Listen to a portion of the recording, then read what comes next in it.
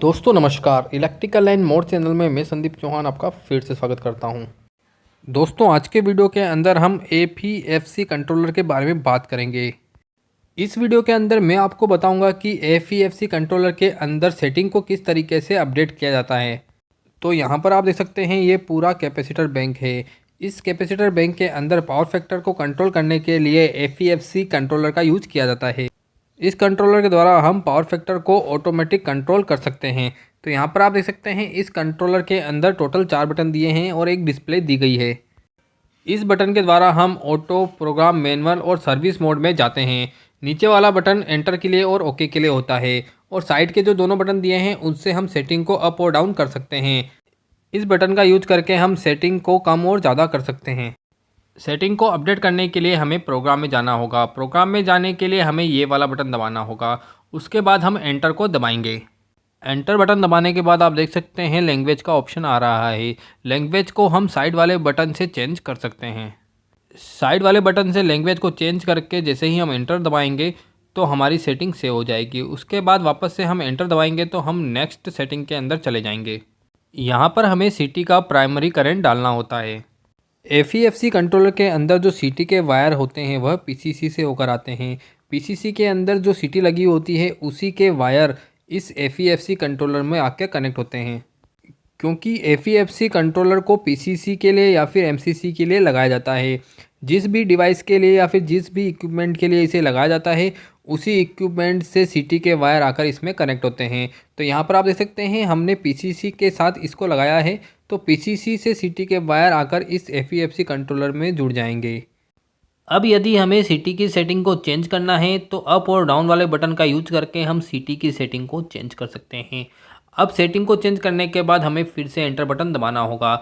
आप देख सकते हैं यहाँ पर सीटी की सेकेंडरी करंट आ गई है। यहाँ पर सेकेंडरी करंट को भी चेंज करने के लिए हम अप और डाउन बटन का यूज कर सकते हैं। अब हम फिर से एंटर बटन दबाकर नेक्स्ट सेटिंग में चले जाते हैं। यहाँ पर आप देख सकते हैं हमारे कैपेसिटर बैंक में जितने भी कैपेसिटर जुड़े हुए हैं उनकी संख्या यहाँ पर दी हुई है।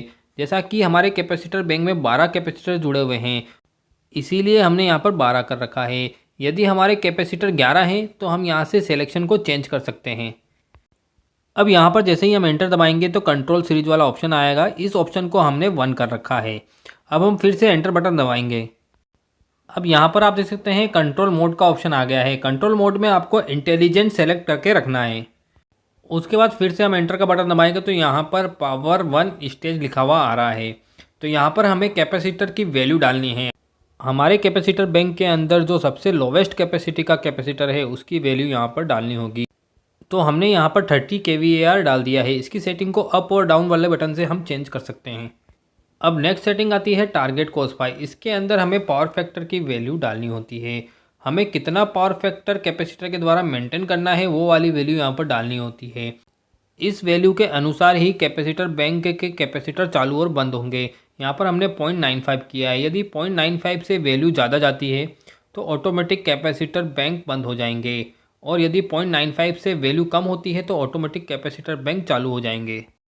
यहाँ पर नेक्स्ट सेटिंग आती है मेजरमेंट वोल्टेज। तो यहाँ पर हमें 230 वोल्ट सेलेक्ट करना होता है। उसके बाद वी कन्वर्टर का ऑप्शन आता है। वी कन्वर्टर का ऑप्शन हमें नो करके रखना होता है। उसके बाद स्विच इन टाइम आता है, यानी एक कैपेसिटर यदि चालू है और दूसरा कैपेसिटर चालू करना है तो उन दोनों के बीच में कितना समय लगेगा। तो यहाँ पर 40 सेकेंड हमने सेलेक्ट कर रखा है।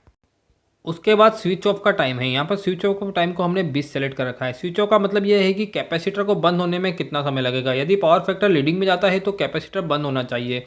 तो कैपेसिटर बंद होने के लिए हमने 20 सेकेंड का टाइम रखा है यहाँ पर। इसके बाद यहाँ पर डिस्चार्ज का टाइम दिया हुआ है। तो कैपेसिटर बैंक को डिस्चार्ज होने में कितना समय चाहिए, तो हमने यहाँ पर 60 सेकेंड रख रखा है। उसके बाद यहाँ पर टेम्परेचर की सेटिंग दी हुई है। यदि 55 डिग्री से ज़्यादा टेम्परेचर जाता है तो ऑटोमेटिक अलार्म जनरेट हो जाएगा। तो यहाँ पर हमने 55 डिग्री सेलेक्ट कर रखा है। उसके बाद हार्मोनिक्स वाला ऑप्शन आता है। तो हार्मोनिक्स वाला ऑप्शन यहाँ पर 7% डिफ़ॉल्ट है, तो हमने इसको चेंज नहीं किया है। उसके बाद हम फिर से एंटर दबाएंगे तो हम शुरू वाली सेटिंग में चले जाएंगे। तो हमने सारी सेटिंग को देख लिया है और किस तरीके से चेंज करना है वो भी हमने सीख लिया है। अब हमें ऊपर वाले बटन को फिर से दबाना होगा। यहाँ पर हम ऊपर वाले बटन को दबाते हैं तो आप देख सकते हैं मैनुअल मोड वाला ऑप्शन आ गया है।